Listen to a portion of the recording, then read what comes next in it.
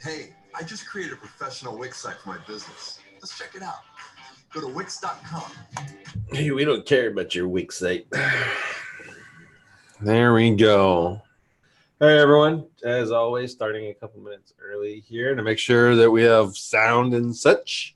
So if you can hear me, just let me know in the chat, and I appreciate you.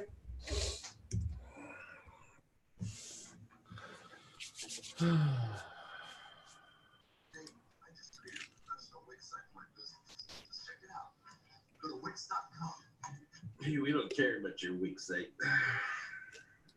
There we go. I heard you. I heard me on your computer, so I'm good. Uh-oh, that's on my computer? Or else it was mine. I don't know. I think maybe it was mine. Cool. All right. Woo-hoo. Good show today, guys. As you can see, Ted's back. I have 5 stories, and then we're walking through a new tool that I found. It was crazy fun, especially if you're using tools like Money Robot or SEO Autopilot, GSA Seer. You know the nightmare of making content for those stupid things. So this tool will help you do that. I think you'll appreciate. And hopefully my pool guy doesn't show up, but because I got the dogs outside. So I think I'll put them inside just in case for now. And we'll start on time here, hopefully. Okay, be right back.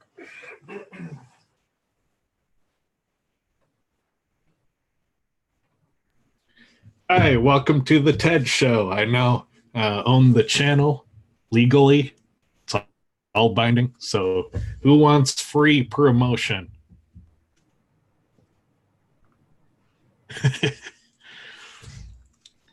So I'm looking at the comments. Is anyone going to any conferences this year? Which conference are you going to? Let me know in chat. Anyone going to NFG Rockstars?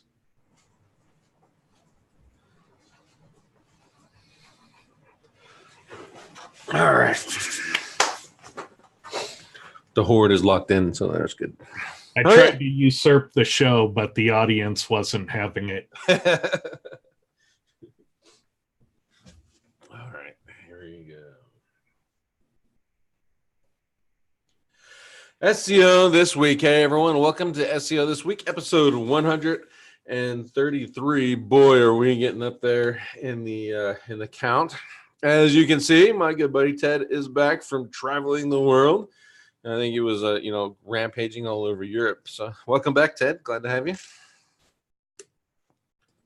Thank you. Yeah, I kind of did the bonehead maneuver and went out to the pubs and using my cell phone and Google Maps late at night in the dark, trying to get back to the hotel. I tripped on a curb and did one of these numbers.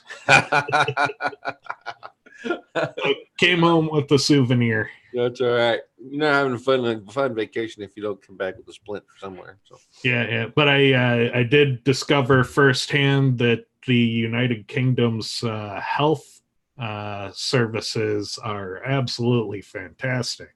Nice. I couldn't have been more impressed. It was really cool just walking in, giving my name, and getting free health care.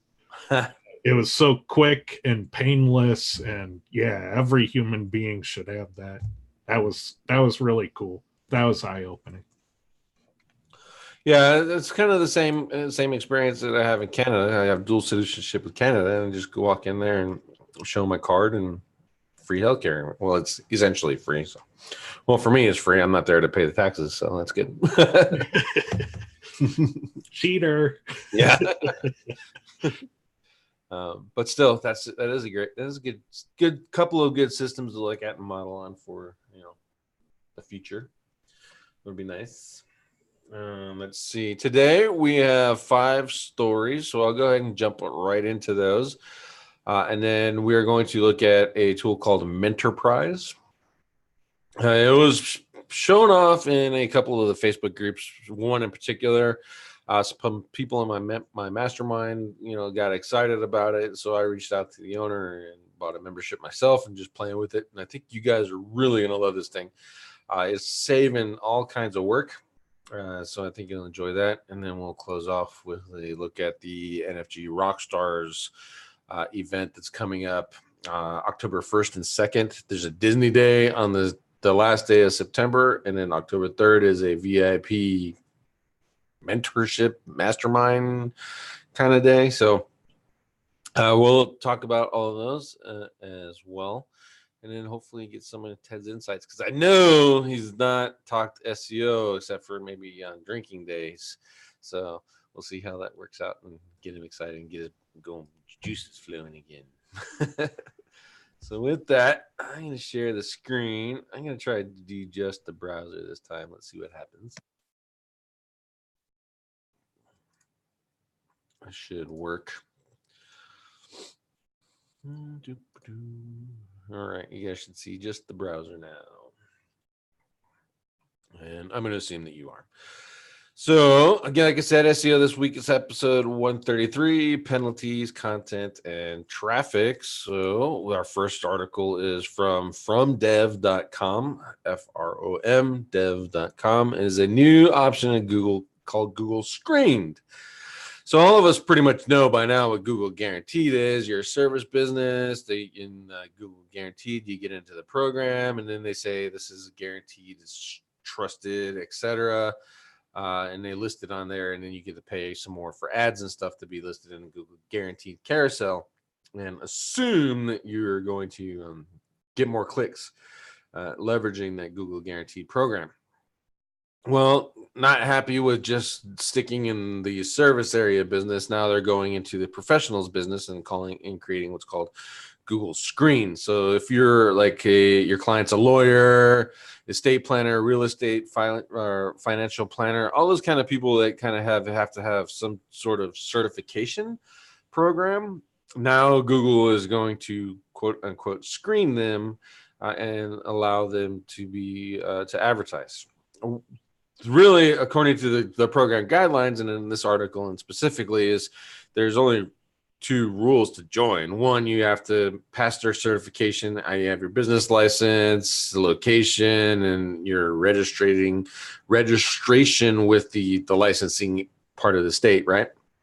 And then the second is you have to have a higher rating of 3.0 or higher on your Google My Business account. That's if, of course, Google's algorithms don't shut down the maps because they're set to stupid sensitive right now, and every little thing gets your map suspended. So I think this is it's an interesting idea. I don't know that I really want Google assessing this kind of stuff. One, we all know that most of their stuff is being handled by people in India. So how is an Indian person know what something's supposed to be, approved or not? And 2, they're not going to do follow-up. So if a business passes the Google Screen thing, and then something happens and they lose that accreditation or whatever, Google's not going to follow up and say, hey, you're still accredited? Well, this... and then finally, just before Ted jumps in, the final note is if you're that 3.0 high or higher star rating, that just opens up for fake reviews that can drop that star rating and get you out of there. And you can do that to all your competition, and you're the only Google Screened listing in the community. So go ahead, Ted. This really kind of triggers my my spider senses for monopoly leverage, because in the past few years, Google took out support for EVSSL, the thing that made the URL bar green for extended verification domain names. Yeah. They're like, oh, we're just not going to participate in that. And by not including it in Chrome, they pretty much killed it, unilaterally. There wasn't some, group of people saying, hey, let's, decide together if we should keep this going. Google just said, nope, not for us, and killed it. And now they're coming out with their own extended verification system. this is a company that's saying we are the standard. We don't need to abide by standards. We are the standard.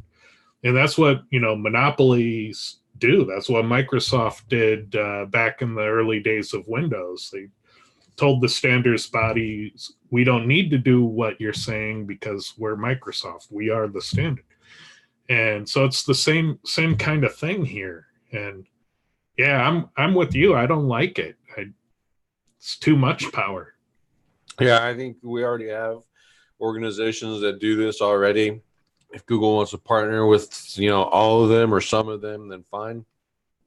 But if you're in a rehab niche and that Google partner with LegitScript and turn their PPC back on, well, LegitScript is owned by an organization that is owned and run by people that have rehab. So LegitScript making it really hard for competitors of that group to get approved by Google, and Google's not doing anything about it. And I think that just the process here was really, to me, the antitrust stuff couldn't come in a better time.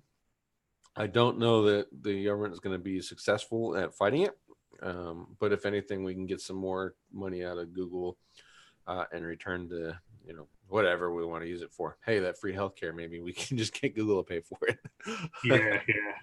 But, there is a path where I'm okay with Google doing it. It's when Google isn't unilaterally killing the alternatives. Mm-hmm. So if Google is like, oh, well, we want our own extended verification, that's fine. Support the other one too and let the market decide. Yeah. I think we'll have to see how it plays out, especially for like the legal directories that are sort of doing this stuff already to be listed in their directories, and see where Google treats that or how Google treats that. And also at some point, I think banner blind list has to come into play here. We have featured snippets, rich snippets, the Google carousels, the guaranteed carousels. Now we're going to have Google screen carousels, I'm sure. At some point, it just got to, I think you as a user, you'd get tired of going to Google at some point, or at least like what I do is I go to page 2 now because I know the directories are all on page 1. So just go to page 2 and skip the middleman. Well, I mean, that really sucks. You're right. If this guaranteed carousel is going to push organic websites down, then it's time to start, telling your grandparents to use Bing instead. We need to be evangelists for an alternative because that's crazy. Yeah. As scary as that Bing is kind of following along with this too. If you look at some of the stuff that Bing's doing, it's, step for step with what Google's doing. So yeah, which kind of grow a pair and kind of reject Google's, culture of penalties and this crap. And if they really made a movement for being different, I think they'd be rewarded for it with market share. Yeah. I think for Bing to be successful, they got to be separated from Microsoft and kind of treat it as their own company, as it were. Not just a subdivision of, Xboxes and Microsoft. I think they should cut it off from the Microsoft influence and allow the Bing guys to do Bing stuff. And that'll greatly improve that search engine. They are, as we already know, we've already looked at the data. The users of there spend $500 more in a lot of markets. So it's certainly something to look at now. But I think there's an opportunity for stuff that's better. And Bing is actually getting a lot of search results because people are using their search results now to create new search engines. So that's pretty interesting. All right. So now we did our rant on that. Search engine roundtable, moving to a new domain to escape a Google penalty might not work, says Google. So if you don't know the background of this, is Dijon SEO. I'm not even sure his last name, but he used to put out some pretty good content and do some testing and all that stuff. And then he kind of went quiet for a while, or at least I haven't heard anything recently that he set up. But his site was hit by a manual penalty. and it was unnatural links penalty. And his response was he's just going to go to a new domain. He's not going to 301 it, and he'll just ask for the updated links on what he knows to be his good links, which is, that's smart in my opinion. And then John Mueller's response was, oh, well, Google's just going to pick your content and canonicalize it. And essentially, for me, the way I'm reading it is that canonical is going to pass the link juice anyway without the 301. So you're still screwed. So I guess the big topic here is, if you don't do a 301 because you got a manual penalty, you did something wrong on a domain, you move the site to a new one, is it really, I don't want to say fair, but it's kind of the lack of the better word. Is it fair that Google just says, well, you move the site, you have the new content, so we're just going to pass that juice to you anyway and screw you? Here's 2 points that I think that should be noted. One, I think that's kind of a dick move. If you clear all your links and you move to a new domain and you got to re-rank this whole new domain, why would they do that? Why would they, pass that bad link juice to you for doing the right thing? And then 2, John Mueller just opened up a can of worms for negative SEO, because if that's what Google is doing, if they're canonicalizing that, there's nothing that says that a guy like me who does reputation management and uses negative SEO successfully on it can't go and buy your expired bad domain that's got unnatural link penalties, rebuild that site, and then blast you, and you wouldn't even know it's happening because Google is doing that, applying that canonical thing. Or even worse, I can just go buy a whole bunch of bad domains that I know are penalized and hit you, and there's nothing, you're not going to know anything about it, because Google is algorithmically, I guess it were, picking that canonical and penalizing you, even without a 301. Ted, thoughts? Yeah, that seems like it could be a dangerous thing to do. And I think about other advice that Google gives, like how many times have people gone on to John Mueller's show and said, hey, I bought a domain name and it appears to be penalized into oblivion. What can I do? And John Mueller says, get a new domain name. Yeah. So, for one use case, he's like, it won't ever work. And for another use case, it says go to advice. Yeah. So, which is it, I think it's funny. And I to me, that if that's true, if Google's picking that canonical, it makes canonical negative SEO even that much more effective. Especially if you know how to do it and you're doing it right.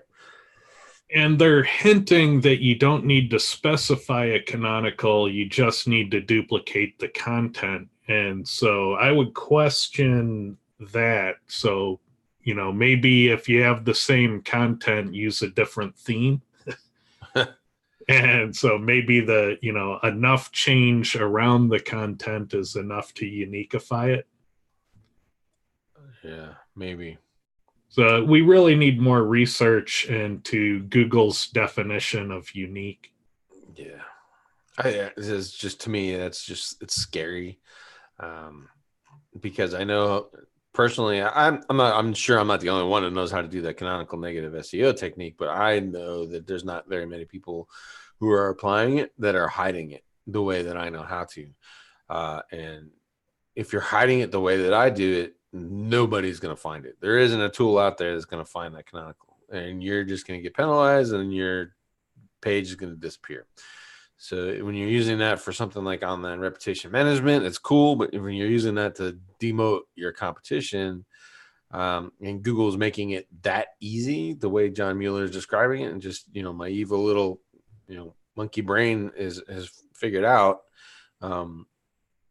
technically I can wipe out all my competition and just, and I'd be okay with that. You know what I mean? And under that guideline. So if it's just copying content and that the original content or one of those content is affected by a penalty, a negative penalty, whether it be manual or algorithmic, and Google is picking the canonical, and you, as a negative SEO guy, figure out how to set that canonical, it makes it crazy easy to target your competition in an unethical way. Well, yeah, I mean, by John Mueller's claim here, in theory, to just kind of spell it out, if you got your website heavily penalized, all you need to do on your URLs is copy your competitor's content, so it canonicalizes to them and passes the penalty to your competitor. Yep. And then you're good to go. You can just sit back and it's just purely weaponized penalties. So what he's claiming is that you can weaponize the penalty simply by copying your competitor's content on your penalized URL.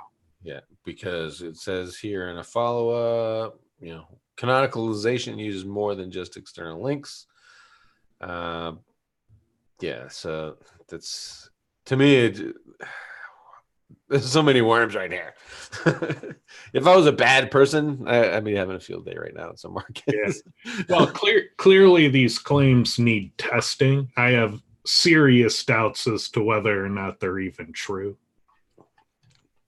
So. Yeah, it might. So here's what I would do if that was my domain. One, he kind of gave up on the reconsideration process a little quick, especially since he claims he hasn't done any link building in years, which I kind of believe, because he's not really putting out a whole lot of new content either, and that's what he was basing back when he started how he was doing his link building was some great content. So one, I would have done the reconsideration request. I would have done the disavow file, and then I would have got the manual penalty lifted. Two, if I wasn't going to do all that, and I was just going to take the opportunity to change the domains, which it sounds like it's a good thing for him because he's probably planning on doing it anyway. And I would have actually done a double 301. And we have seen in some cases where that actually works well with manual penalties. You do the reconsideration request, you get the manual penalty lifted. As we all, I don't know if you've ever done penalty recoveries before, but there's still some penalty there. Like algorithmically, the site gets penalized for a little while, and you don't want to mess with that. You can just double 301 it to your new domain. All that link juice passes up through the double 301s, and the penalties sort of cleared out, as it were. So that's how I would have handled this. And probably I would not have advised everyone, hey, I'm changing this new domain. So let's say that they want, for instance, John to save face now, they're going to penalize this other domain name just because John said that. Well, I'm kind of happy he did do it. I agree he destroyed his new domain, but it's cool that he forced the issue and got John Mueller to make some claims about how the system works. Yeah, for sure. In that sense, he did a very cool thing. Yeah. That obviously there's some great testing opportunities right there. So, and I will say on a caveat, I have taught the canonical negative SEO technique at conferences. I'll continue to do so, but if you know how to do it, you should be using that like sparingly, probably for reputation management stuff and not against your competition. Don't be an a-hole. All right, next is search engine land, and it's traffic from image swipe to visit feature is now appearing in Search Console. So basically, if you don't know, is the impressions count now is a little bit different than what it used to be. Under the old version, you'd have your search results, organic listings, and your impressions count would be just your from the search results. And now they're adding images to that. So you can have an impressions count of 29,000. You see your click-through rate and your traffic is crap. And you're like, what the hell's going on? Well, it might be that you got images ranking and people are looking at the images as well. And so thus you're getting an impression. That also works on mobile and AMP. So as you can see here on the post, there's a new way to get in filter out, and you can see the AMP image result. Kind of look at that and look at your impression counts and figure out where the true traffic number is. Again, I always take the impression counts on Search Console with a grain of salt, but does help a little bit, especially if you're fighting with something like you're in the top 3 position. You're not getting any traffic from the keyword you think you should be. You do a PPC campaign and you see that there's actually traffic there and people are clicking on your ad. So why are they not clicking on your result? It could be that in the search, you're looking at either images or your impression numbers aren't as high as it's supposed to be. So this is a pretty cool feature. They're adding more and more to this stuff, but I think it's slow, but we'll see how it works out for everybody. Did they keep some sort of method to view the impressions the old way? When they reinvent a metric that you're using, when they really should just they should invent a new metric with a different name. Yeah, versus changing and that way you can switch between the two and understand how they differ. And yeah. No, they didn't do that. Oh, that's just awful. How dare they help you? Because it destroys your history, because there's now a dateline you need to keep in mind where the number changed meaning. And there was no like, this is when it did it, you know what I mean? So unless you knew that it happened, I probably, for me, a really good one, especially if you're doing a lot of image SEO stuff, which you should be, is look at the impressions number. If you see skyrocket points, it might be a good indication of when that point changed. Yeah. Write it on a Post-it note.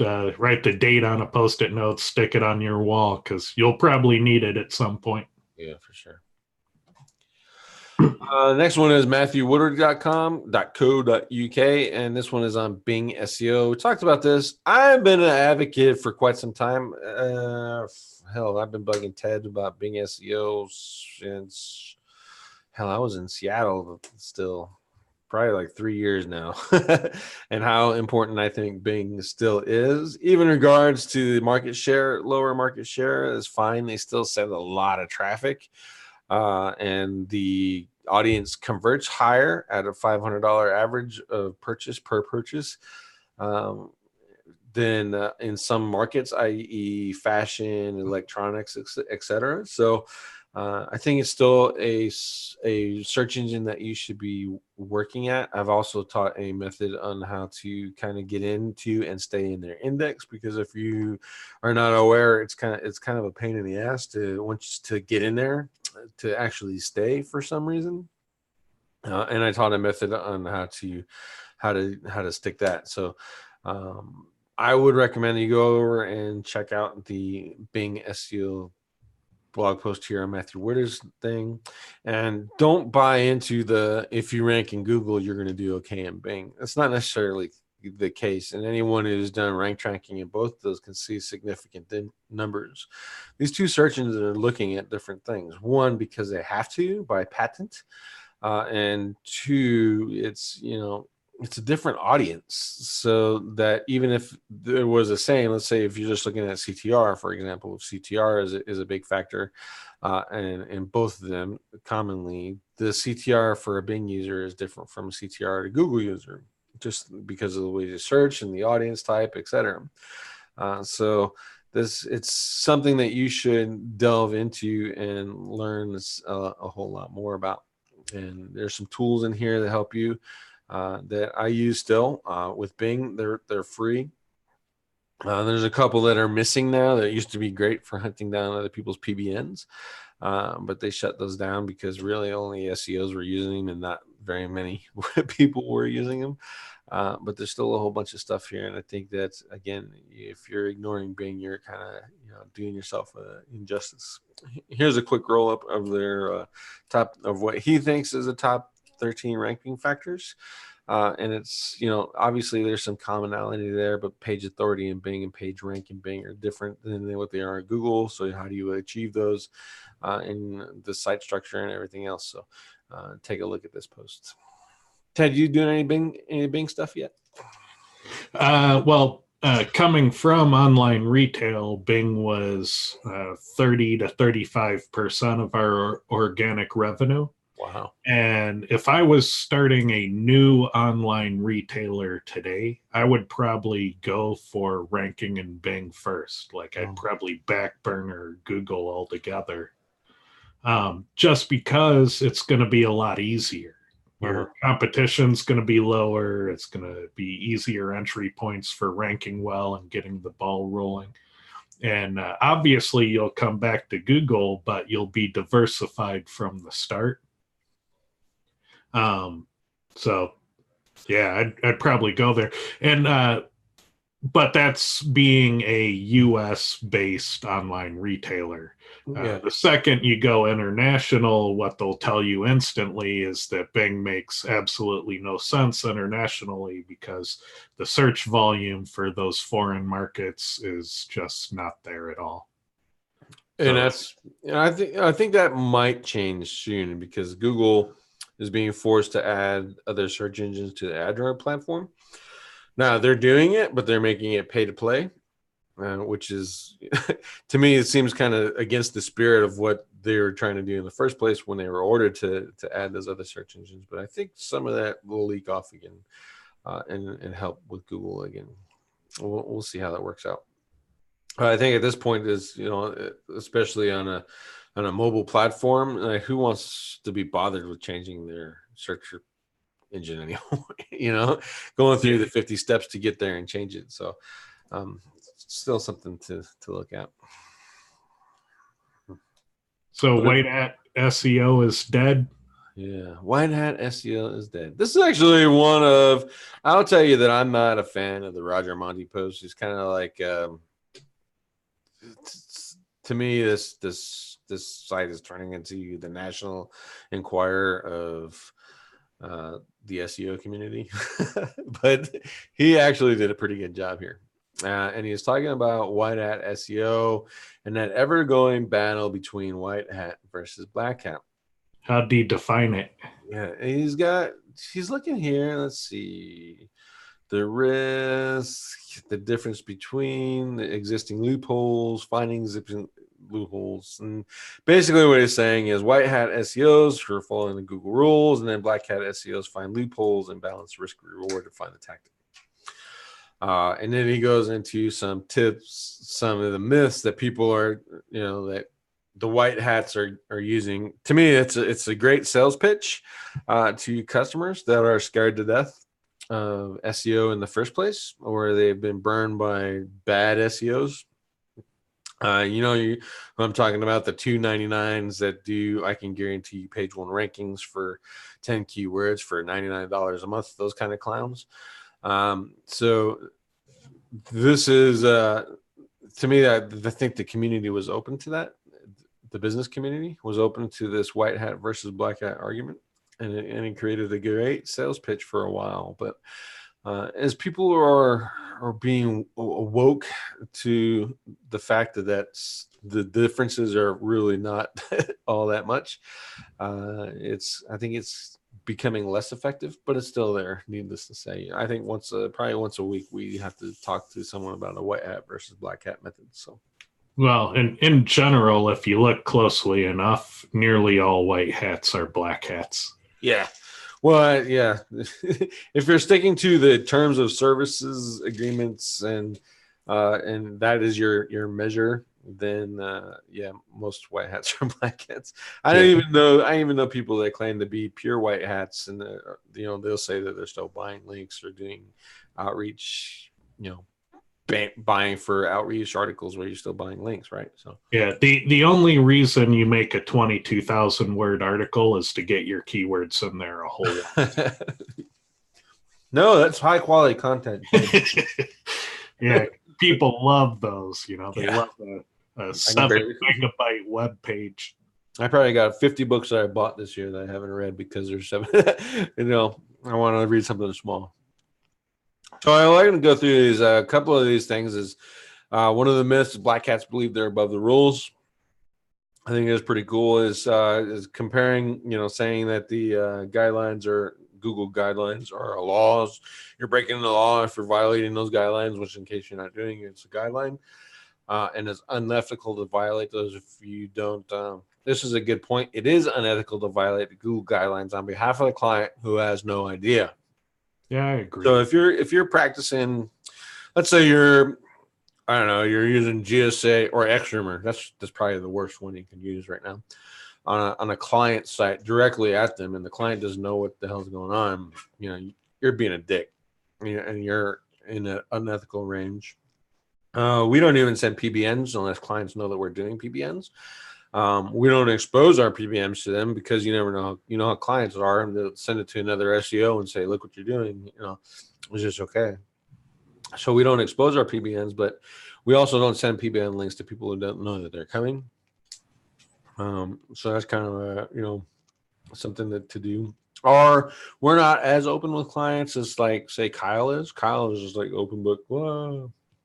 And there's things that we protect, just because if some things that you expose in the open could turn into something that can be used against you later for whatever reason, one way or another. And at this point, the way the SEO world is, it's anything can be turned into something against someone else. You know what I mean? So go ahead, Ted.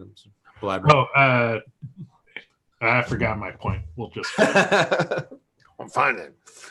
Let's see. White hats are short-term thinkers, or black hats are short-term thinkers. I never really understood this one because, one, black hats are testing. I think if you go into it, the white hat world, as it were, if you see it on the internet from the outside looking in, the white hat world is on they're writing content. They're promoting that content using brand channels. Maybe they're doing some press releases and stuff. Oh, it's if you write amazing content, the hordes of people will come. Yeah, they'll find it. It'll be great. Under that model, though, it's always the same. I've been doing SEO for quite some time, and that model has never changed. It's always been write high quality, unique content, promote it, and people will come, and it'll be awesome. And don't forget, the other half of the white hat thing is you don't need to learn the technical details. You don't need to know how Google works, and you shouldn't know how Google works. And it works against you to know how Google works. And there's that whole other side that people neglect to mention, that when they're out there evangelizing that ignorance of no, don't test Google, you don't want to know how Google works. You don't want to do that. Just focus on how awesome each sentence could be. Yeah, exactly. That's the part that eats me up, is it's really evangelizing, being ignorant as to how the system technically works. And black hats, what I found is they're typically testing. You're absolutely right. It's all evidence-based methods. It's short-term in the sense that often what they discover is tactical. And once a tactic goes mainstream, it can usually be shut down. Yep. But the thing is, the strategy is over time they have a very technical understanding of how Google works, and I think that's a very long-term type of advantage. Plus, if you're doing it over and over again, if you're doing black hat right, you're thinking of it in a tactical and strategic manner. So you're figuring out that tactic, you're employing it, you're getting it working, and while that's running, and you're ranking and banking off of that tactic, you're looking strategically at what's next. What else can I do? Because you know that this one is probably not going to stay. And it doesn't stay for a lot of reasons. One, maybe somebody outs the thing, or two, maybe Google figures it out, or three, someone goes ask John Mueller a question on his Hangouts because they're complete morons and going, I heard this tactic, and why does this really work? And that's how those things get outed and busted. So as a black hat, you're strategically thinking one or two steps ahead. You found this one that's working, but now while that's doing its thing, you want to go out and find two more. And then you have SEOs out there who are saying, silos don't work, or, I can get to number one without any backlinks on any keyword. And, you know, those guys are the ultimate black hats, in my opinion. The ultimate black hats. Because they're not doing what they say they're doing. One, they're more than likely they are building, let's say the no backlinks guys or proponents of, they're out there building backlinks. And two, they're setting a disinformation campaign against the people that trust them, and reducing the level of their competition. They're the ultimate black hats to me. The other defining difference, though, is that the black hats who are doing the experimenting also know how to verify these claims. Yeah. Whereas the people who are just doing Field of Dreams content and going back and checking their grammar on things aren't going to be able to tell you if silos do or don't work. They don't know how to do that type of verification. Yeah. Or they're not testing the different versions of the silos or whatever. Or maybe they are, and for them, they're testing work. I get it, and you make that assumption that silos don't work because you tested it, and in your particular market, it just didn't work. I get that. I can see it. I understand it. But to me, to make blatant statements, like I said, to me, those guys are the ultimate black hats. So, well, yeah, I mean, it comes down to, you know, a lie is a lie at some point. Yeah, that's for sure. And let's see, there's a bunch of other points in here, but again, this is probably one of the best articles I've read on the topic, the whole white hat versus black hat topic. So suggest you go read it out, point it out. I would actually save this and start handing it out to your users as part of your newsletter if you guys are doing that. And it helps you with that whole process of that conversation, because this is a third-party person, Roger Monte, giving this information to everyone else. And clearly it's, you know, pretty popular, so I would check it out. And that is the end of the news. So that took a lot longer just to go through 5 stories. Holy crap. I talked a lot. Yeah. So I want to jump right into this tool. It's called Mentorprise. It is a content generation tool. I am an affiliate of this, so I'll just go ahead and tell you right now, but I think it's really kick-ass and cool, so I wanted to share it. And then I'll do a couple other videos and stuff to how to integrate it with some tools like SEO, autopilot, and etc. So what does it do? Basically, this thing creates content for you. You can mess with the settings and stuff. You can create content for your own site, or you can create content for link building, or you can use the actual built-in features like that and get it to spit out some stuff and use it with a tool like Traffic Factory or Authority Stacks or Ranking Factory, to name a few, and build your S3 sites or your cloud sites or your Google sites or whatever. And this is a great tool to make all that process a little bit easier. So again, my link is in the description, and you can, if you want to support me, awesome. You can buy a copy of this using a link, sign up. You'll get a request a demo. That's what I would do. Or you can mess with the sandbox, but I would request a demo. The owner, he actually sat with me for 3 hours before I even signed up, just to show me what it does, and we were banging so many ideas on how I could use it, etc. And then after I signed up, they added some new features, and he spent another 30 minutes showing me new features. And not because I'm promoting it, I wasn't even promoting it beforehand. So you're going to get some really good attention from these guys. So with that, let's walk into here. Actually, I want to show you the pricing too. Here you go. New, cheaper pricing plan. Let's see. Come on. Might have to sign in on my other. Yeah, I'll have to go into.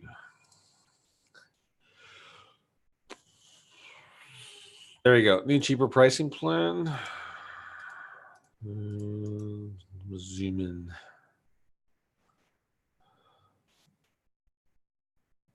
There. This is cheaper. It's like way cheaper than what it was before. I think we're paying $3.95 per month for the expert. That's the one that we got. And these are down significantly. Once you see what this does, I think you'll appreciate that the prices are a little bit higher. They are coming down even more, I was told, as they expand the user base and they can get more servers, etc. So this is the pricing that you'll be looking at right now. Again, this is, I think this was up in the 2 something. This was $395, and this was like $800. This is the one that I'm using right now. It seems to be more than enough for my needs. But if you're like, let's say Tony Peacock, for example, running a whole bunch of clients and a whole bunch of services and stuff like that, then the dedicated extreme would be pretty good for you. Then really the main difference is this dedicated engine, so that everything works a lot faster. You get some more words credits at the higher rate, but really you're paying for the speed at the end of the day. That's what you're getting. So I've tried it on the enhanced. It worked fast enough, and then I just wanted some more credits. So for my agency, so we bumped it up to expert. And that's, that is what that is. So now you know how much it's going to cost. What the hell does it do? So you can fill out coming in the form, and in this case, I filled out and just put the words. I choose my options. Very readable and very unique. Very unique is like crazy not readable if you've never done with scrape content and spinning.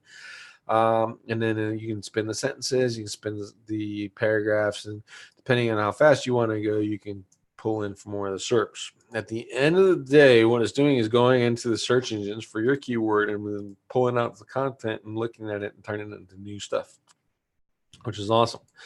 And then it'll spit it out to you like this. This is the preview of it, and I can respin it, and it'll change the article over and over again. So if you're using any tool that needs a one unique article, there you go. You can pop it and do it.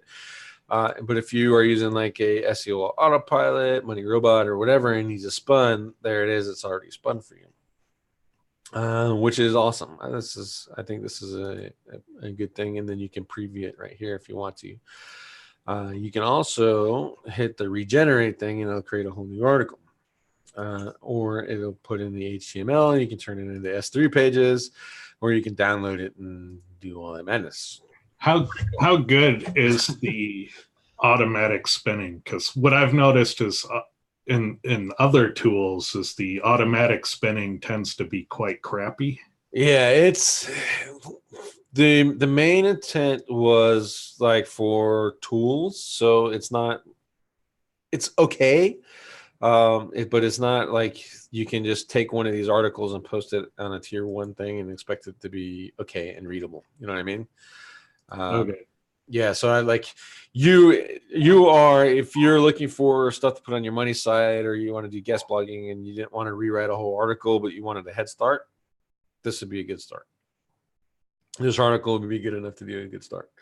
That's actually what they're doing with it. The owners is they have a copyright person. They put it on very unique. They bump it at 10, and then they have their article, and they really didn't have to do as much research as they did if they were writing it from fresh. So it makes them a little bit more efficient, as it were. Some other features of this is the header section. So what this is doing, and let me fill out some of this. So search engine optimization, SEO 101. So basically what this is doing is H1s, H2s, H3s, etc. inside of this content over here is all going to get populated with these keywords.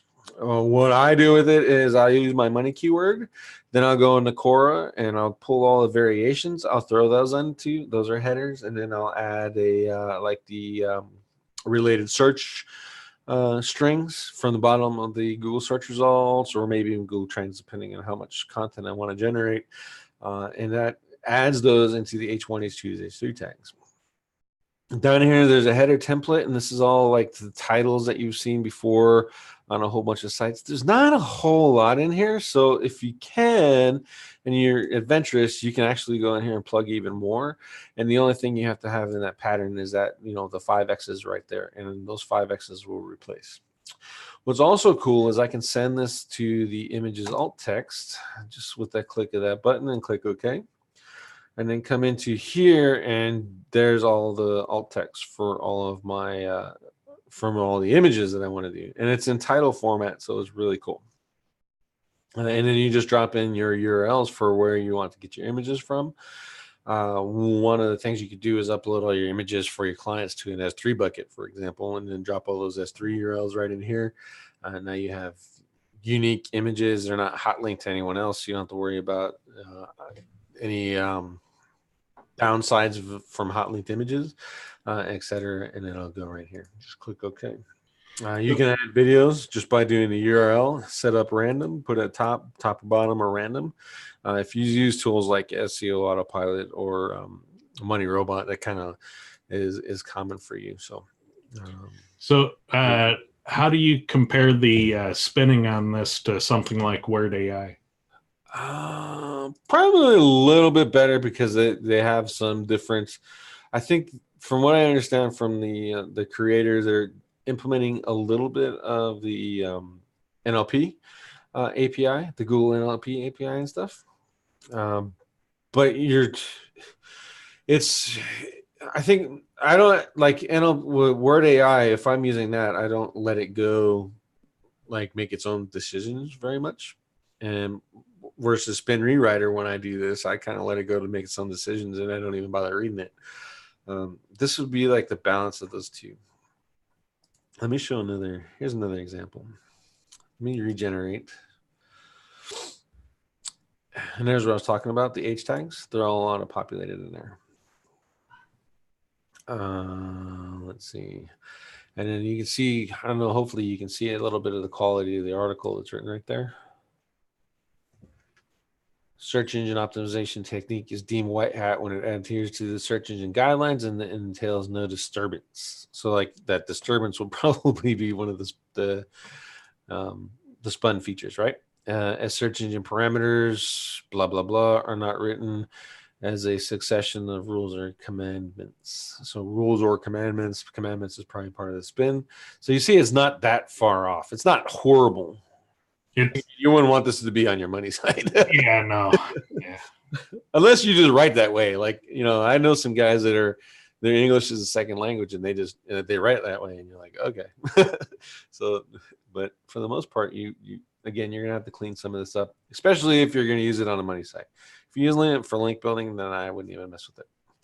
All right, so we did that. The replacer, this one's a little bit hard to explain. Well, really, maybe not so much, but let's say here's an example. It says Ford : and then my brand, and you want to replace Ford with my brand, and this will do it for you, and it'll do it across all of these articles. Or you want to, another good example, let's say you're doing local. There's no local in here, but let's pretend that this is an address for a local business. I can copy this. Let's see, close it, replace, paste, and then I want to replace it. So I'll do colon, testing, replace. Click OK. Which one did I click? This one, right? No. Is that this one? Yep, there it is. So regenerate. The titles are there. Ben and Sergey. And I lost it. That's why I picked heavy words too. Regenerate.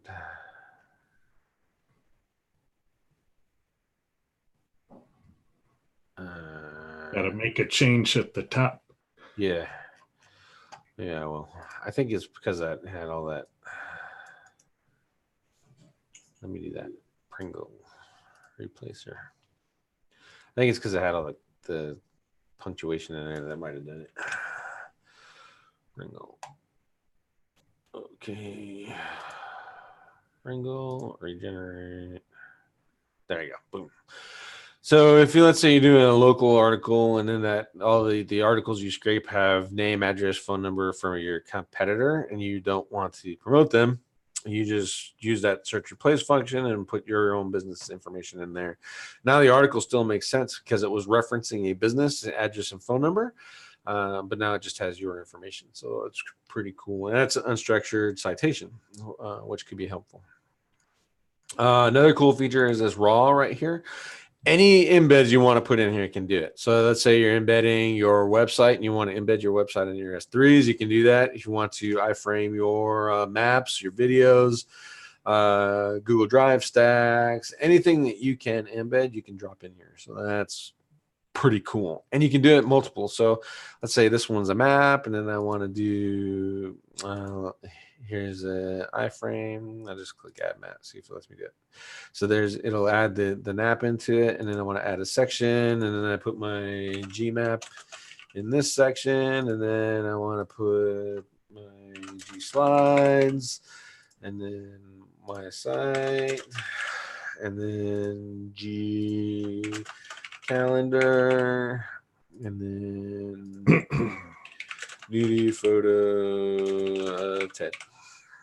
And okay, and then I go in here and I can regenerate. I don't 10 appreciated the nudity photo. So you see there's name, address, phone number. That was plopped in there across the entire thing. And you can do the same thing across the all of those articles. It'll regenerate and add those. So that was killer. And finally, this is the redirect. I've not really used this one a whole lot. So let's say you pull in the HTML copy of the website or this piece of content using that copy HTML. You can actually put that on an S3, plug in this redirect, and as long as it's HTTPS, it'll trigger and fire off and cross over to the new site. So if you're into affiliate, and you've seen a lot of those affiliate pages for Amazon products and done on S3, you can recreate those and then put this redirect on there and send it to your Amazon. Redirects are a little bit touchy with Amazon, so use your account, your judgment if you want to do that. But that's a good use of these. Also, if you want to just redirect, you want the backlink, but you don't want the person reading all that content. You set this up, fire it off, and then redirect it to your money page. So now you get direct traffic to your money page, was higher converting, and then send it to Amazon through the conversion link. So plenty of opportunities and uses for this redirect. I would also leverage this maybe if you're using some PBN stuff and you want to generate traffic to your PBNs. Build links to your pages, because PBNs should be money sites, right? And send this redirect traffic to your PBNs too. That helps boost the power of the backlinks that you're putting on there. So plenty of opportunities to use this. Some features that the owner did mention is this plagiarism protection. I asked him how is it compared to, say, Copyscape, and he actually said that they don't use it all that often. They've put it on very readable and turned on the plagiarism detection, but the spin is really light at that point, so you don't get as many unique pieces of content. But if you're using it for a money site type of thing, that actually would be pretty useful to you, just to help you keep you out of trouble in that regards. But for the most part, he said he recommended not even using it.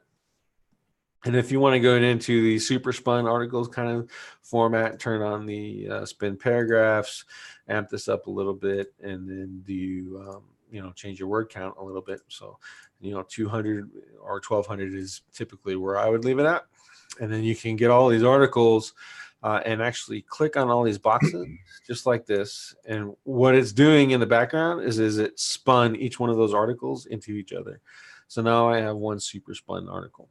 And the benefit of that is, let's say you have one client and you're doing SEO autopilot, for example. You have 100 tier 1 links that you need to build to boost those tier 1s up, and you want to use SEO autopilot. You come in here and do your locksmith, for example, combine all of those articles. You can do all of these, all 5 pages. So that's what, 5 times 5, 25 different articles super spun together, and use that for a whole month for all your campaigns and never publish the exact same article twice, which is killer. And I did this run before the show, it took 5 minutes with the 2 engines. I did a run with just one engine turned on when I first got the account. As I said, I upgraded. And it took a little bit longer, but still, it's 5 minutes versus, what we were doing with content machine or SEO content machine. It took 10, 20, 30 minutes and doing all those embeds and all that other stuff. I can literally bang this all out in probably like 10 minutes now and keep running campaigns over and over again. And I actually enjoy using the tools again versus before. So that is Mentorprise.io. Again, the link is in the description. That's my affiliate link. I highly suggest you check it out. Click the link if anything, and if you're using building tools, then request a demo, a live demo. Tell them I sent you, and I think you'll be highly impressed with the stuff that comes out of it. So, Ted, any follow-up comments? Obviously, you haven't seen this one, so.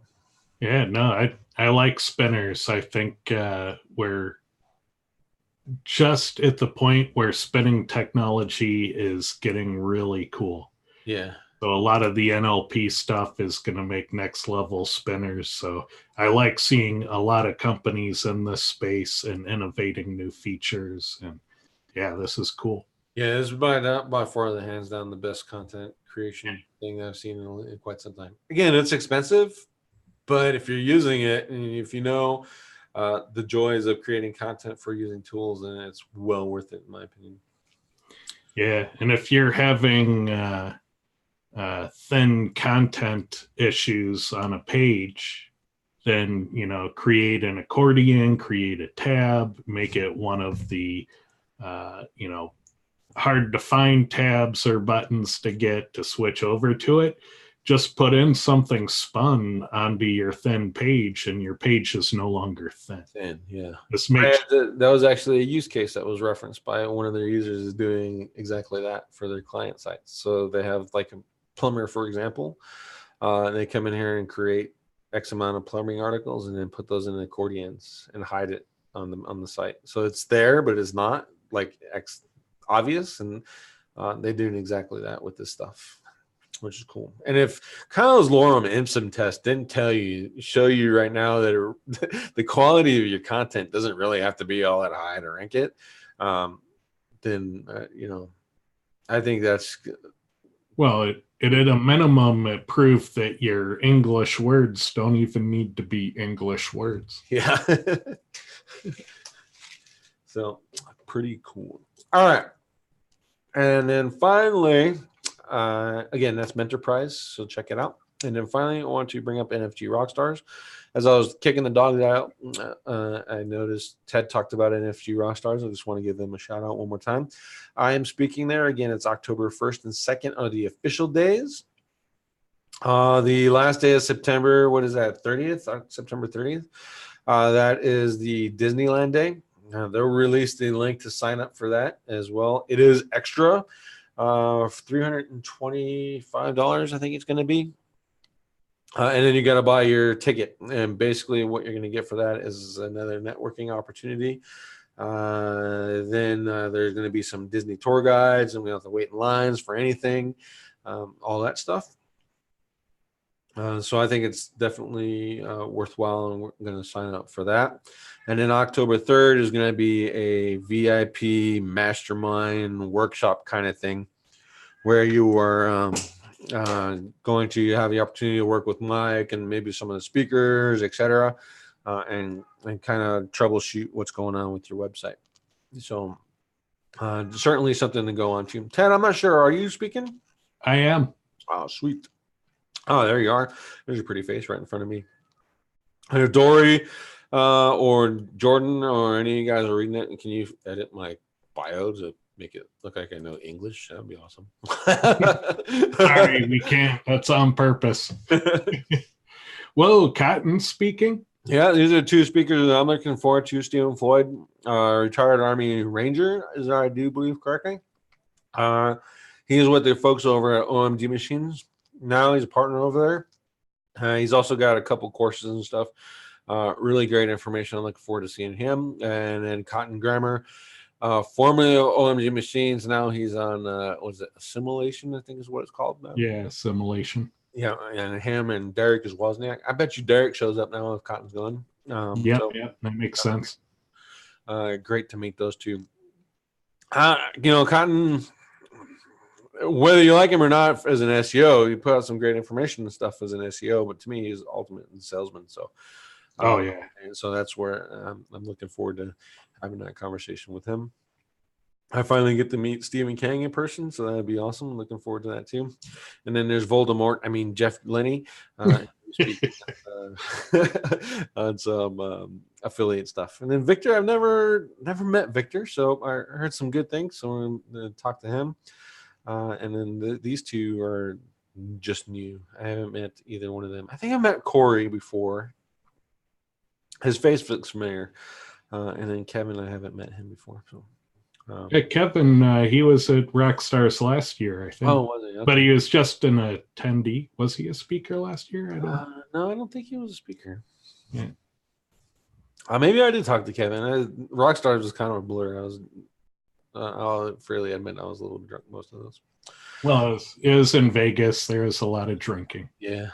And then this criminal, Holly Cooper, she's going to be there too. So, you know, how she ruined the world for maps for everybody and then went back to YouTube. And then Terry Power, the old dude, he's pretty cool. So those are some of the speakers. As I understand, they'll be adding some more, but the real benefit is going to be the networking. Again, the Disney trip the day before, and then the October 3rd event. So get your tickets now, sign up, and look forward to seeing you all there. And with that, I'm going to stop sharing my screen. I don't see any questions. I've been kind of glancing over as we're going, Ted, and there's not really a whole lot of questions for it. So, it is one of those rant episodes where we just complain. But it was pretty good. You know, I honestly, I don't expect my shows to run like it was five news stories, and then the mentor prize is what I was planning on going over. I was like, oh, it'll be 30-minute show. It'd be good. And then you get Ted on the show, and runs long. I think it's because I'm sitting down, so I'm more likely to rant than if I'm standing up. You're okay with it running long. Yeah. All right. So, nope, no questions. SEO Fight Club. I know you're just getting back into the thing. Are we doing anything special in the Fight Club? Well, I'm looking at data because if I can, I want to show test data. But if there isn't a lot to show there, then I'll look at alternative topics. And then if there's nothing inspiring there, then we'll just flat out wing it. So yeah, we're still looking at what we want to talk about tomorrow. So if you have suggestions, then ping us in the comments. I'll be watching.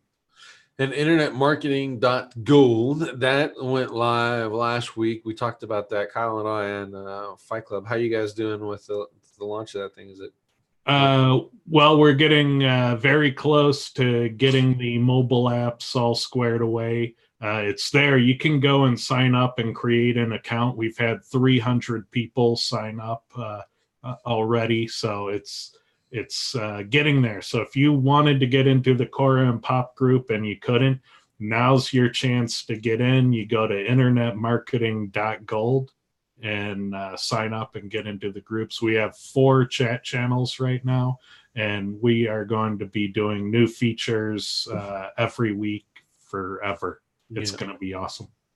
Yeah, as a user, I appreciate the being able to go into support and add feature requests and stuff. I see that it's growing. To me, it's a little bit harder to use right now, but it's just usability features that you guys have to address. Obviously, you got to get it working first. So, So it's still a beta. We're trying to do this slow rollout. So if you're tolerant to that, hop in, help us test, help kick off the community. And, maybe at some point when we do the formal launch, we'll create some sort of honorific badge. So all the people who signed up now get that extra prestige. Hey, I'm internet marketing gold. Yeah. Some sort of, little badge of honor that goes next to your name. I was at the beta launch. Makes sense. Let's see. We got one question, and then we'll call it a day, and that's from Joseph McClellan. What is the minimum amount of words on a page to stay indexed?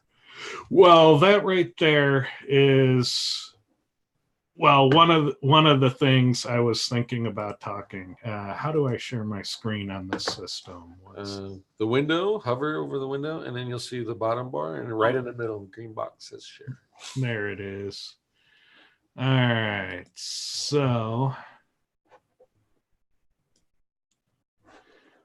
I don't want to share too much of this because I might talk about it tomorrow. Can you see this all right? Yep. So, let's see, where's the zoom? Command plus or Control plus. So this is one experiment. I've been testing errors in Google. And the first week I ran the test, got super strong signal that having broken links on page hurts your rankings, which was a really cool finding. So spoilers there. And then 3 weeks later, everything gets de-indexed. The indexing goes to shit. And so this is a really interesting thing. And what we found is that in things like keyword density, like we still can maintain the correlation strength, but the indexing still goes to shit. So the factor keeps being a factor, but Google has this other process that is taking things out of the primary index. And I think that there's, maybe that there's something like there's just so much content on the internet and so much new content every day that content has to somehow perform to stay in the primary index. And so we find that test cases have difficulty performing.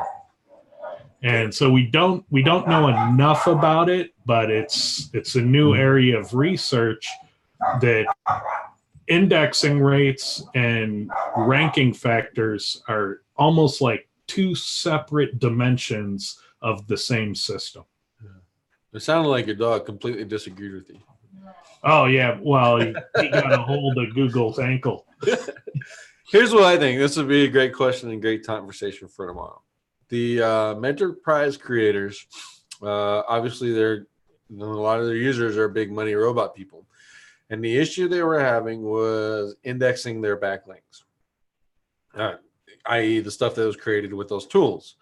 When they implemented the H tags and all that stuff and all the spin stuff that we talked about inside of the content tool enterprise, and increased the quality of their content, which in turn showed a increase in the indexing staying. So I guess a good question for tomorrow would be, do you think that drop in indexing rate could be related to the content that's being used for the testing, i.e. English or lorem ipsum?